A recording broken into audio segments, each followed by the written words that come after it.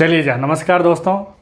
मेरा नाम है प्रकाश चंद्र शर्मा है और आगे अपन कल जो पढ़ा था उसके आगे अपन करिए आगे स्टडी जारी रखते हैं। तो देखिएगा, घर पर रहिए, सुरक्षित रहिए और आराम से बैठे बैठे स्टडी कीजिएगा। और आपका कंटिन्यू जितने भी टॉपिक हैं वो धीरे धीरे अपने हो रहे हैं और चलते रहेंगे। इस प्रकार आप जितना भी लाभ उठा सकते हैं उतना उठाइएगा। मेन पिक पॉइंट जो एग्जाम में आते हैं संबंधित बातें ज़्यादा की जा रही है, बाकी व्यर्थ बातें वैसे भी कम की जा रही है। जितना भी आपकी जो काम की चीज़ें हैं वो दर्शाई जा रही है। देखिए कंटिन्यू करते इस आगे को वर्णमाला टॉपिक चल रहा था और वर्णमाला की बात की जाए तो अपना टॉपिक चल रहा था, अपने पढ़े थे कुल वर्णों की संख्या 52 है, मूल वर्णों की संख्या 44 है, स्वर 11 होते हैं और व्यंजन कितने होते हैं 33 होते हैं। अंतस 4 होते हैं, उसमें 4 होते हैं। और बात की जाए अवर्गीय व्यंजन 8 होते हैं, वर्गीय व्यंजन की बात की जाए तो 25 होते हैं। इनके बारे में चर्चा कर चुके हैं। आगे मेन बात की जाती है, आगे एक टॉपिक आता है स्वर का परिचय व वर्गीकरण। देखिएगा नया टॉपिक आपका स्टार्ट होता है, उसकी बात की जाए कौन सा चल रहा है, स्वर का परिचय व वर्गीकरण। स्वर का परिचय व क्या टॉपिक आ रहा है, वर्गीकरण। तो स्वर का परिचय व वर्गीकरण पढ़ेंगे। स्वर का परिचय और वर्गीकरण पढ़ने से पहले आपको यह ध्यान में रखना है कि स्वर का परिचय वर्गीकरण तो हम पढ़ रहे हैं, हिंदी में 2 ही चीज़ें हैं। मेन तक तो स्वर है और एक क्या है आपका व्यंजन है। 2 चीज़ें हैं हिंदी में, एक तो स्वर है आपका और एक क्या है व्यंजन है। स्वर किसे कहते हैं, व्यंजन किसे कहते हैं, 2 ही परिभाषाएं ज़्यादातर है। तो मैं देखिएगा मोटे मोटे तौर पर, हालांकि परीक्षा संबंधित परीक्षा में कम पूछा जाता है लेकिन फिर भी थोड़ा ध्यान में रहना चाहिए कि 2 मेन चीज़ें हैं हिंदी में और कुछ है नहीं, स्वर और व्यंजन। स्वर और व्यंजन। तो देखिएगा स्वर और व्यंजन की बात की जाए तो इनमें प्रमुख मोटे तौर पे क्या अंतर है, एक परिभाषा याद रखिएगा। स्वर क्या होते हैं, देखिए इसी प्रकार आपको स्वर हिंदी में 11 होते हैं, मैंने आपकी चर्चा कर चुका हूँ।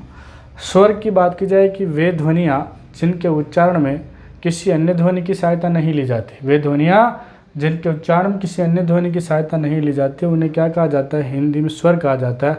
अर्थात जिनका उच्चारण स्वतंत्रतापूर्वक किया जाता है उन्हें क्या कहते हैं, हिंदी में स्वर कहते हैं। वापस समझिएगा, वे ध्वनियाँ जिनका उच्चारण में किसी अन्य ध्वनि की सहायता नहीं ली जाती है अर्थात जिनका उच्चारण स्वतंत्रतापूर्वक किया जाता है उन्हें क्या कहा जाता है, हिंदी में स्वर कहा जाता है। फिर बात आती है व्यंजन किसे कहते हैं। तो देखिएगा इसी प्रकार व्यंजन की बात की जाए तो मैंने आपके सामने क वर्ग, च वर्ग, ट वर्ग, त वर्ग, प वर्ग ये अलावा काफ़ी कुछ लिखा है। तो देखिए व्यंजन की बात की जैसे क व्यंजन है, तो व्यंजन किसे कहते हैं, वह ध्वनि जिनके उच्चारण किसकी सहायता ली जाती है, स्वरों की सहायता ली जाती है, उन्हें हिंदी में क्या कहा जाता है, व्यंजन कहा जाता है। यानी वे ध्वनि जिसके उच्चारण किसकी सहायता ली जाए, स्वर की सहायता से बोला जाता है, वो क्या कहलाता है, व्यंजन है। तो समझिएगा वे ध्वनियाँ जिनके उच्चारण में स्वर की सहायता ली जाती है उन्हें क्या कहा जाता है, व्यंजन कहा जाता है। जैसे मैं क बोल रहा हूँ लेकिन फिर भी इसमें स्वर की ध्वनि तो आ रही है। अगर मैं का बोलता तो स्वर तो का तो आ आएगा, बिना स्वर के इनका उच्चारण नहीं हो पाता है। इसका मतलब जब भी कोई आप व्यंजन बोलते हैं तो हमेशा उनमें किसकी सहायता ली जाती है, स्वर की सहायता से ली जाती है। तो वे ध्वनियाँ जिनके उच्चारण में स्वरों की सहायता ली जाए उन्हें व्यंजन कहते हैं। वे ध्वनियाँ जिनका उच्चारण स्वतंत्रतापूर्वक करवाया जाता है या स्वतंत्रतापूर्वक होता है, किसी अन्य ध्वनि की सहायता नहीं ली जाती, उन्हें क्या कहा जाता है, स्वर कहा जाता है। तो यहाँ तक समझिएगा। यहाँ परिभाषा की बात की जाए, मैंने परिभाषा आपको बोल दी है लेकिन फिर भी हल्के फुल्के में लिख देता हूँ। छोटी सी परिभाषा है, स्वर किसे कहते हैं। तो यहाँ लिखिएगा स्वर की परिभाषा। स्वर की परिभाषा की बात की जाए तो वे ध्वनियाँ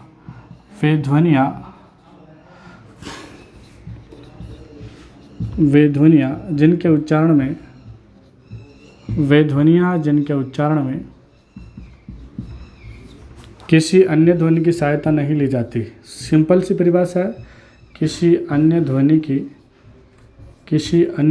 सहायता नहीं ली जाती, किसी अन्य ध्वनि की सहायता नहीं ली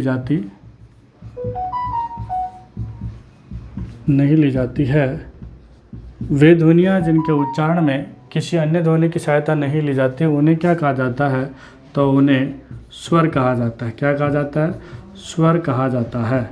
इतनी सी बात ये परिभाषा है, तो याद रखिएगा। अर्थात जिनका उच्चारण स्वतंत्रतापूर्वक किया जाता है, इतनी बड़ी परिभाषा है। आप तो केवल इतना जान रखें, जिनके उच्चारण में किसी ध्वनि की सहायता नहीं ली जाती उन्हें स्वर कहते हैं। स्वर का परिचय की बात की जाए तो स्वर का परिचय आपको हो चुका है कि हिंदी में स्वर 11 होते हैं। फिर भी अगर आपका रिपीट करना हो तो ये देखिएगा इस प्रकार अ आ ई और उ, फिर क्या आता है, री आता है, ए आता है, आई आता है, ओ आता है और क्या आता है, औ आता है। इनकी मात्राएं की चर्चा मैं कर चुका हूँ, सारी बातें हो चुकी है। आप बात आते हैं स्वर का वर्गीकरण। क्या कहते हैं? स्वर का वर्गीकरण। स्वर का वर्गीकरण कह दीजिए, स्वर का वर्गीकरण कह दीजिए, प्रकार कह दीजिए, भेद कह दीजिए, टाइप कह दीजिए। एक ही बात है। कितनी बात है?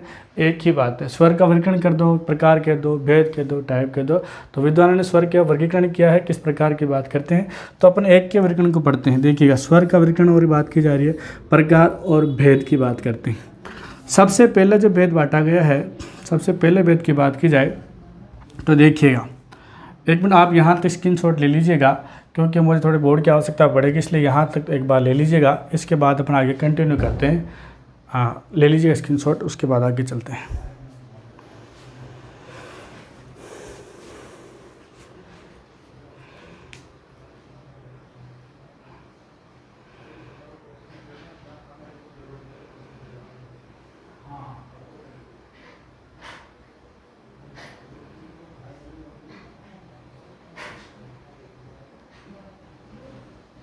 चलिए दोस्तों, आपने स्क्रीनशॉट ले लिया होगा। अब अपन आगे की जानकारी करते हैं। देखिएगा, यहाँ तक क्या पढ़ा, स्वर का परिचय वर्गीकरण की बात की जाए तो स्वर की परिभाषा आपने देख ली कि वे ध्वनि जिनके उच्चारण में किसी अन्य ध्वनि की सहायता नहीं ली जाती उन्हें स्वर कहा जाता है। स्वर की बात की जाए तो स्वर 11 होते हैं। अब अपन क्या पढ़े थे? स्वर का वर्गीकरण, प्रकार और भेद की बात कर रहे हैं। तो वर्गीकरण प्रकार की बात की जाए, सबसे पहला भेद की बात करें। देखिएगा, सबसे पहले भेद को क्या कहते हैं? ह्रस्व स्वर। क्या कह सकते हैं यहाँ? ह्रस्व स्वर। समझिएगा, सबसे पहले भेद की बात की जाए उच्चारण काल के आधार पर। किसके बात की बात कर रहे हैं? उच्चारण काल के आधार पर।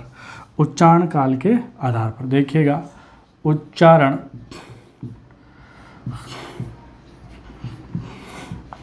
काल के आधार पर। पहला प्रकार क्या है? उच्चारण काल के आधार पर स्वरों के कितने प्रकार बांटे गए हैं। उच्चारण काल के आधार पर बात करें तो स्वरों के कितने प्रकार है? देखिएगा, उच्चारण काल के आधार पर स्वर के 3 प्रकार हैं। कितने प्रकार हैं? 3 प्रकार। सबसे पहले बात की जाए, एक तो शब्द आता है ह्रस्व स्वर। क्या आता है? ह्रस्व स्वर। ह्रस्व स्वर को क्या कहा जाता है? लघु स्वर। क्या कहते हैं? लघु स्वर। लघु स्वर को क्या कहते हैं? देखिएगा, एक मात्रिक स्वर। क्या कहते हैं? एक मात्रिक स्वर कहते हैं। ह्रस्व स्वर, लघु स्वर, एक मात्रिक स्वर कहते हैं। और इसे क्या कहते हैं? देखिएगा, ह्रस्व हो गया, लघु हो गया, ह्रस्व एक मात्रिक स्वर हो गया, और इसे क्या कहते हैं? संध्या रहित स्वर कहते हैं। क्या कहते हैं? संध्या रहित स्वर कहते हैं। तो क्या क्या हो गया? देखिएगा, ह्रस्व स्वर कहते हैं, लघु स्वर कहते हैं, एक मात्रिक स्वर कहते हैं, और क्या कहते हैं? संध्या रहित स्वर कहते हैं। तो इस प्रकार की बात की जाए, यहाँ हिंदी में उच्चारण का मतलब होता है बोलना, और काल का मतलब क्या होता है? समय। काल का मतलब क्या है? यहाँ समय से लिया गया है। उच्चारण बोलना, बोलने में कितना समय लगता है उस आधार पर स्वर को 3 प्रकार में बांटा गया है। पहला प्रकार बात के ह्रस्व स्वर, लघु स्वर, एक मात्रिक स्वर और संध्या रहित स्वर। इसे क्या कहते हैं? एक शब्द और कहते हैं, मूल स्वर भी कहते हैं। क्या कहते हैं?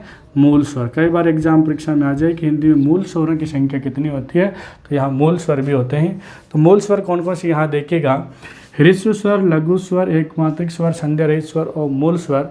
इनमें बहुत ही कम समय लगता है, इसलिए इसको ह्रस्व स्वर कहते हैं, लघु भी कहते हैं। एक मात्रिक आपने छंद वगैरह पढ़ते हैं तो किसी में एक मात्रा लगती है, किसी में इस प्रकार का ऐस लगता है, इसका मतलब द्विमात्रा है, 2 मात्रा का ये सूचक है, और ये कितनी मात्रा का? 1 मात्रा का है, 1 मात्रा लगती है इसमें। और संध्या रहित, इस प्रकार के शब्द में कोई संधि है ही नहीं, और इनको मूल स्वर भी कहते हैं कि इनसे ही दीर्घ वर्णों की उत्पत्ति हुई है। तो यहाँ बात की जाए तो यहाँ मूल स्वर कितने होते हैं? अ होता है, ई होता है, उ होता है, और क्या होता है? री होता है। इस प्रकार बात की जाए तो देखिएगा, यहाँ ह्रस्व या मूल वर्णों की संख्या कितनी है? 4 है। अ, ई, उ और री। ह्रस्व देखिए समझ में आ गया है, ह्रस्व यानी छोटे वर्ण हो गए, लघु भी हो गया, एक मात्रा एक मात्रा लगती है इनकी, और इसमें किसी प्रकार की संधि है ही नहीं, और इनको मूल स्वर भी कहते हैं कि इनके दीर्घ स्वर की उत्पत्ति का पहले मूल क्या थे? यही थे, इनसे दीर्घ की उत्पत्ति मानी जाती है।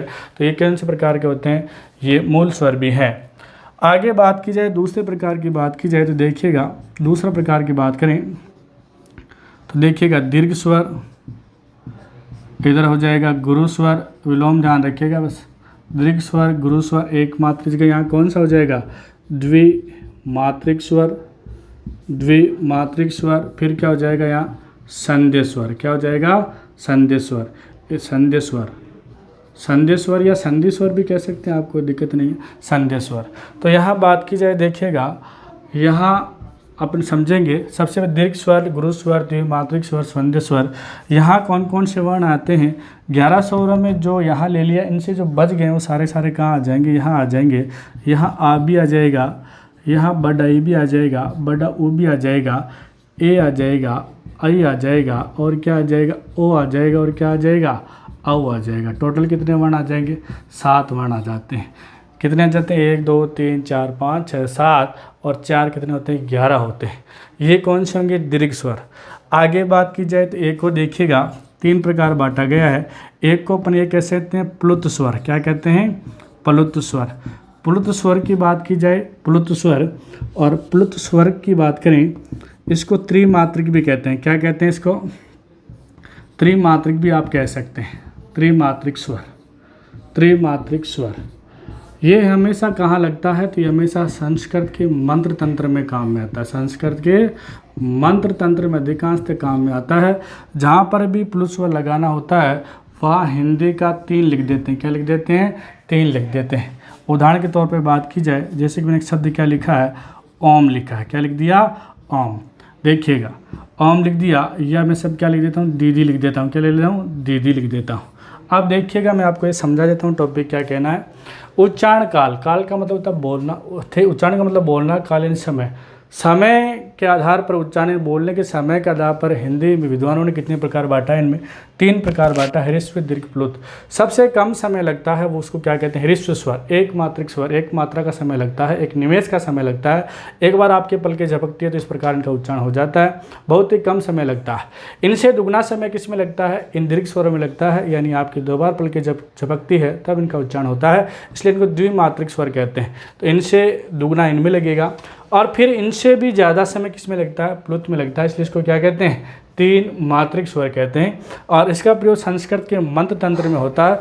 जिसको भी आगे प्लुत बनाना उसके आगे हिंदी का 3 लिख देते हैं। क्या लिख देते हैं, हिंदी का 3 लिख देते हैं। इसका मतलब कौन सा स्वर हो जाता है, प्लुत हो जाता है। जिस प्रकार आपने क्या लिखा, अब जैसे आपको पता है कि आप यहाँ बोलेंगे ए, समय कम लगता है ए, और ए की जगह आ समय ज़्यादा लगा, ए आ, और यहाँ देखिएगा ओम, यानी समय लग रहा है, ई ऊ, इसका मतलब समय लगता है। तो समय यानी उच्च बोलने में समय के आधार पर 3 प्रकार से बांटा है, ह्रस्व स्वर, दीर्घ स्वर और कौन सा है, प्लुत स्वर है। बहुत ही आसान है। ये बात की जाए, प्लुत स्वर की बात की जाए तो वैदिक संस्कृत जब चलती थी तब इनका प्रयोग ज़्यादा था। लौकिक संस्कृत में इनका प्रयोग लगभग प्लुत का कम ही कर दिया, और वर्तमान में बिल्कुल ही कम है। इस प्रकार की बात बंदी हो गया है। तो इसका मतलब मेन बात क्या है, प्लुत वैदिक संस्कृत में ज़्यादा चलते थे। वैदिक संस्कृत जब चलती थी तब की बात है, यानी 1500-1000 ईसा पूर्व की बात है। लौकिक में इनका वैसे ही कम हो गया, और वर्तमान में देखा जाए तो प्लुत की बात बहुत ही कम लगाते हैं। संस्कृत के मंत्र तंत्र अपन जहाँ भी करते हैं वहाँ इस प्रकार का आपने आरती वारती में देखा होगा, तो वहाँ अपन ओम शब्द है, या किसी को आवाज़ देते हैं, आवाज़ देते समय भी लंबी जो स्वर है, जैसे दी दी, ई को आपने लंबा खींचा, और लंबा खींचा इसका मतलब ये भी क्या हो गया, प्लुत हुआ। हिंदी बहुत ही आसान विषय है, कोई विषय आसान विषय है, एक बार पढ़ने से आपकी आदि क्लियर हो जाती है।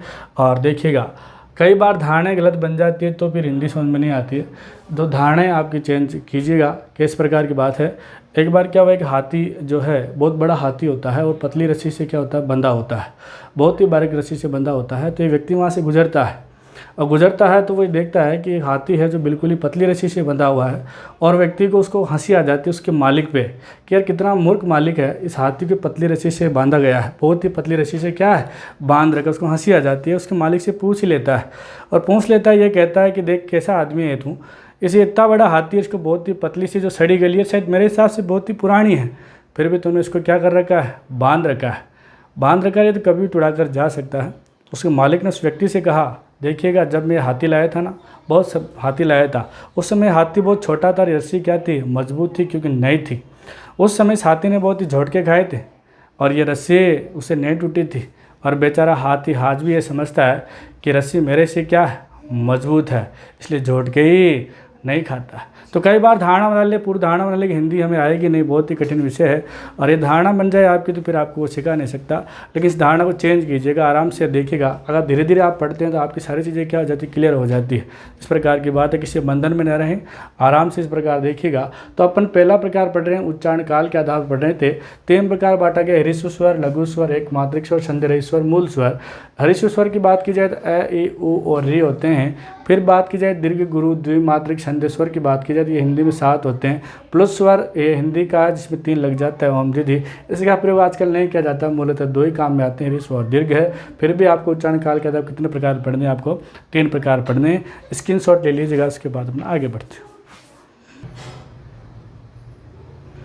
चलो दोस्तों, आपने स्क्रीनशॉट ले लिया होगा, इसके आगे जानकारी करते हैं। देखिएगा, उच्चारण काल के आधार पर पढ़ेंगे। ह्रस्व, लघु, एक मात्रिक, संधि रहित, मूल 4 होते हैं, और दीर्घ, गुरु, द्विमात्रिक, संधि स्वर ये 7 होते हैं। प्लुत स्वर की बात की जाए तो किसी की आवाज़ देते समय, रोते समय इस प्रकार की जब ध्वनि आ जाती है, इसमें लंबी आवाज़ निकलती है, तो वहाँ कौन सा स्वर माना जाता है, प्लुत स्वर माना जाता है।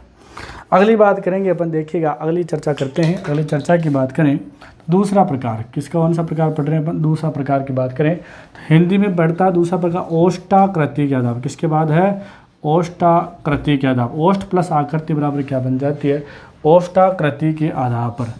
ओष्टाकृति के आधार पर बात करें, ओष्टाकृति के आधार पर स्वर कितने होते हैं, तो ओष्टाकृति के आधार पर स्वरों के प्रकार की बात करें कि ओष्टाकृति के आधार पर स्वर के प्रकार कितने होते हैं। ओष्टाकृति के आधार पर स्वरों के 2 प्रकार होते हैं। कितने प्रकार होते हैं, 2 प्रकार होते हैं। पहली बात की जाए, देखिए कौन कौन सा होता है, तो अपन बात करते हैं वृत्ताकार। कौन सा होता है, वृत्ताकार। और एक बात करते हैं कौन सा होता है, अवृत्ताकार होता है। कौन सा होता है, अवृत्ताकार। वर्ताकार और अवर्ताकार का मतलब क्या है कि जिन वर्णों को बोलते समय अपने होठ बिल्कुल गोल हो जाते हैं ना, गोल गोल हो जाते हैं, उन्हें क्या कहते हैं, वर्ताकार कहते हैं। जिनमें होठ गोल गोल हो जाए उन्हें वर्ताकार कहते हैं। कौन कौन से होते हैं, देखिएगा वर्ताकार में कौन कौन से होते हैं, देखिए कौन गोल गोल, जैसे ऊ, ऊ बोले ना, ऊ होठ गोल हो, एक नहीं, ये ऊ और ऊ बोल के चेक कर सकते हैं आप, ओ। फिर बात की जाए यहाँ क्या आ जाएगा, ओ और औ, ओ और औ, ओ और औ, इनको वर्ताकार कहते हैं। वर्ताकार की आपसे संख्या पूछे कितनी मानी जाती है, 4। कितनी होगी बताओ, 4 होती है वर्ताकार की संख्या। अवर्ताकार की बात की जाए, अवर्ताकार की बात करें, अवर्ताकार और अवर्ताकार की संख्या कितनी होती है हिंदी में, देखिएगा तो याद कीजिएगा। अवर्ताकार जिनमें होठ गोल नहीं होते हैं, जिसमें होठ बिगड़ जाते हैं, उन्हें क्या कहते हैं, अवर्ताकार कहते हैं। तो जो बच गए स्वतः ही क्या बन जाएंगे, अवर्ताकार बन जाएंगे। कौन कौन बच गया, देखिएगा आपका बच गया था, अ बच गया, आ बच गया, छोटी ई बच गया, बड़ी ई बच गया, री बच गया, ए बच गया, और क्या बच गया, आई बच गया। तो ये कितने हो गए, ये बताओ कितने प्रकार हो गए, 7 हो गए। तो 7 और 4 कितने होते हैं, 11 होते हैं। तो 7 और 4 11। तो ये किसके आधार पर बांटे गए, अपने ओष्टाकृति के आधार पर बांटे गए, ओष्टाकृति के आधार पर। अब तीसरा प्रकार अपन पढ़ते हैं, क्या पढ़ेंगे, देखिएगा तीसरा प्रकार है जीवा की सक्रियता के आधार पर। जीवा की सक्रियता के आधार पर, जीवा की सक्रियता के आधार पर। और जीवा की सक्रियता के आधार पर बात करेंगे कि यहाँ कितने प्रकार बांटे गए हैं। तो जीवा की सक्रियता के आधार पर बात करें तो यहाँ 3 प्रकार बांटे गए। कितने प्रकार बांटे गए, 3 प्रकार में लिख देता हूँ, क ख ग। अग्रस्वर, मध्यस्वर, अग्रस्वर, मध्यस्वर, और कौन सा आता है आगे, पश्चस्वर। 3 स्वर बांटे, अग्रस्वर, मध्यस्वर और कौन सा आता है, पश्चस्वर। अब देखिएगा 3 भाग है, आपके जीवा है, आपके जीवा को जो भाग दिखाई देता है, आप जहाँ से टेस्ट करते हैं ना, वहाँ जो भाग दिखाई देता है वो अग्रस्वर है। कौन सा स्वर है, अग्रस्वर है। कहते हैं लड़कों की जीभ इतनी लंबी है, लड़कियों की इतनी मान लेते हैं। तो जीभ की बात की जाए तो लड़कों का जो आगे का जो सिरा है वो अग्रस्वर कहलाता है। जहाँ का आपका काकल्या जो है, वो काकली लटका हुआ आपको दिखेगा, यहाँ कंठ कहते हैं, वहाँ काकल्य होता है, वो कौन सा स्वर कहलाता है, मध्य स्वर है। और जो यहाँ जो बात की जाए, जीभ बाहर निकलती इतनी लंबी हो जाती है, यहाँ बात की जाए तो कौन सा स्वर है, पश्चस्वर स्वर है। तो देखिएगा पश्चस्वर स्वर की बात की जाए, याद कैसे करेंगे, पश्चस्वर स्वर है। ध्यान रखिएगा जितने भी वर्ताकार होते हैं, जितने भी वर्ताकार होते हैं कहाँ से आते हैं, सब पीछे से आते हैं, इसे याद रख लीजिएगा। यहाँ वर्ताकार टिप लीजिएगा, वर्ताकार में कौन सा आ गया, ऊ आ गया, बडऊ आ गया, ओ आ गया और क्या आ गया, औ। यहाँ तक देखिएगा चारों वर्ताकार पसत स्वर है। एक और याद रखिएगा, यहाँ एक शब्द याद कर लीजिएगा, और आ क्या आएगा, आ, ये पसत स्वर हो गया। मध्य स्वर की बात की जाए तो ए मध्य स्वर हो गया। मध्य स्वर एक ही, एग्जाम में कई बार पूछा गया है कि मध्य स्वर की संख्या कितनी है। मध्य स्वर की संख्या 1 है और पसत स्वर की संख्या कितनी है, 5 है। अग्र स्वर की बात की जाए तो छोटा ई, बड़ा ई, री और क्या आ जाएगा, ए और क्या आएगा, आई। इनकी संख्या की बात करें तो कितनी होती है, 5 है। कितनी है, 5 है। तो देखिएगा अग्र बोल के चेक कर लीजिएगा। अग्र ई री ए आई कहाँ से बोला जा रहा है, जीभ के अग्रभाग से बोला जा रहा है। अब बोलिएगा अ और आ की बात की जाए, यहाँ हाथ लगाइएगा अपना, यहाँ धीरे लगाना, मर जाओगे नहीं तो। देखिएगा धीरे लगाना, आ कहाँ से बोला जा रहा है, पीछे से आ रहा ना, यानी नीचे से आ रहा ना। इसका मतलब कौन सा होगा, आ पसत स्वर है। अ मध्य भाग से आ रहा है इसलिए मध्य स्वर है। अ के बाद देख लीजिए आ बोल के देख लीजिए, उ ओ औ, ये सब पसत स्वर की बात की जाए। ये किसके आधार बांटे गए हैं, जीवा की सक्रियता के आधार पर। तो 2 प्रकार पढ़ लिए यहाँ, ओष्ठाकृति के आधार पर और क्या पढ़ रहे हैं, जीवा की सक्रियता के आधार पर पढ़ रहे हैं। तो यहाँ देखिए, यहाँ तक उतारिएगा, स्क्रीनशॉट लीजिएगा, उसके बाद अपना आगे चर्चा करते हैं।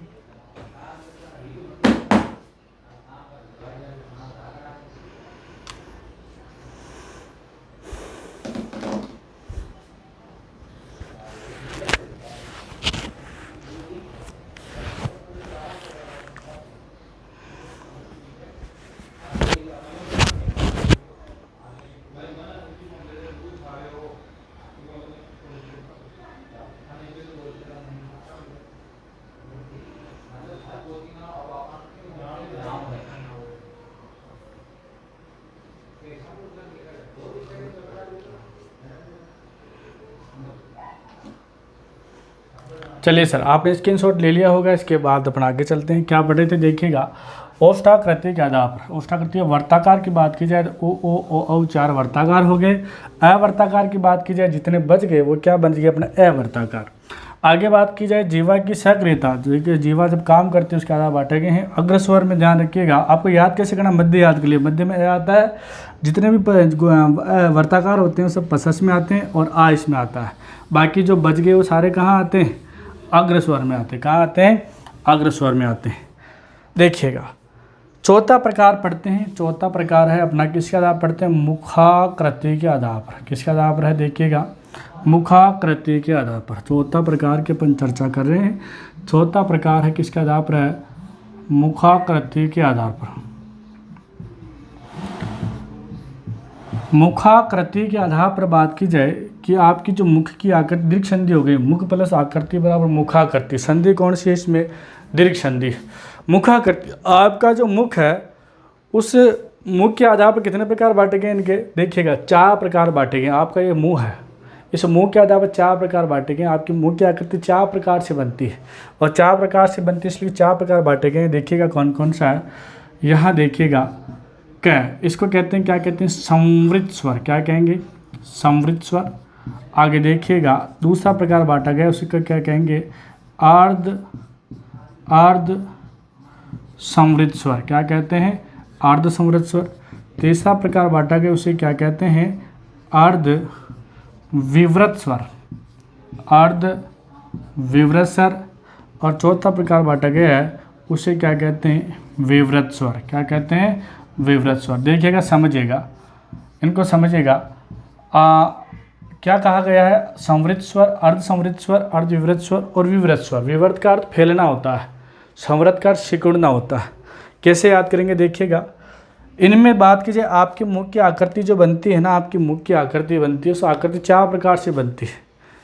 कई बार आपकी मुख की बात की जाए तो विवृत स्वर का, विवृत का अर्थ फैलना होता है। जब भी आप डॉक्टर के पास जाते हो ना, डॉक्टर एक ही शब्द कहता है, विवृत का अर्थ होता है फैलना, यानी जिन वर्णों में पूरा कितना 100% मुंह खुलता है। कितना खुलता है, 100% मुंह खुलता है, पूरा खुल जाता है, जितना आपका उबाशी में खुलता है, तो वहाँ कौन सा स्वर होगा?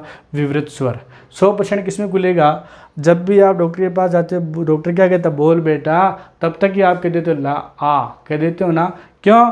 क्योंकि आ एकमात्र ऐसा स्वर है जिसमें 100% मुंह खुलता है, इसलिए क्या बुलवाता हूँ? आ। कि उसने भी हिंदी पढ़ी, इसलिए क्या बुलवाता? आ। कई बार ऐसे थोड़ी कहता है बोल बेटा ई, बोल बेटा ऊ, नहीं कहता है ना। क्यों? क्योंकि एक स्वर ऐसा है आ, इसलिए आ केवल फैलाव है, इसलिए विवृत स्वर फैलना है, इसलिए आई बुलवाता है। 100% मुंह खुलता है इसमें।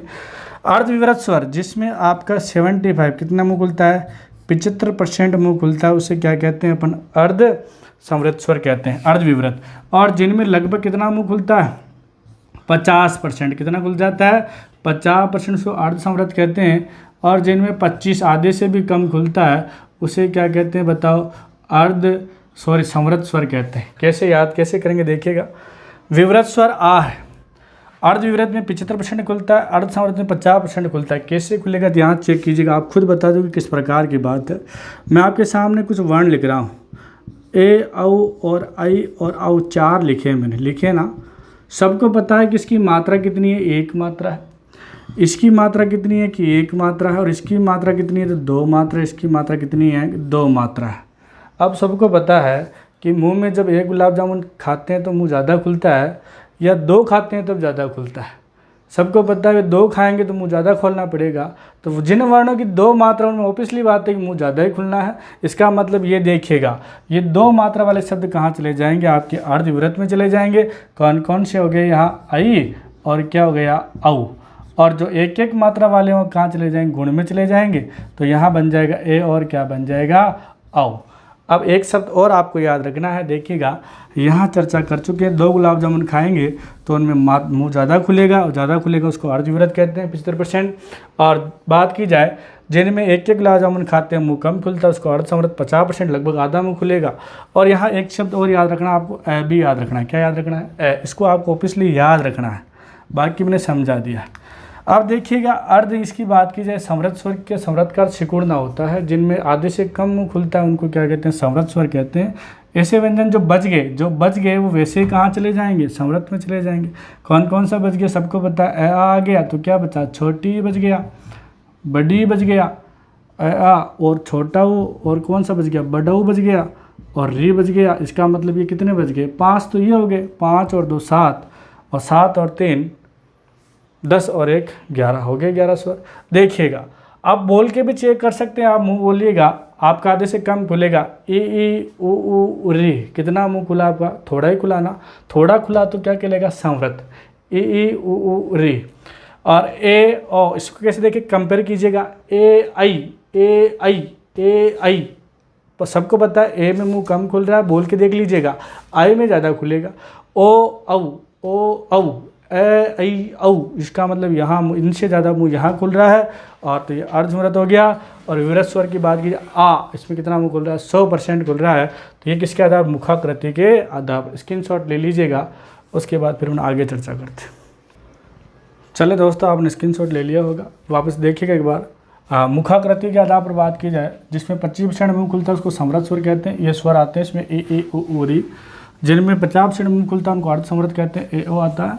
जिनमें 75% मुंह खुलता है उनको अर्ध विवृत कहते हैं, आई औ आता है। और जिनमें 100% खुलता है उसको विवृत स्वर कहते हैं, इसमें क्या आ आता है। यहाँ तक की अपन जानकारी कर चुके हैं। देखिएगा आराम, देखिएगा कई बार क्या होता है, एक बार एक छोटा सा बालक था। छोटा सा क्या था? एक बालक था, एक बच्चा था, और वो एक गुब्बारे वाले को देख रहा होता है।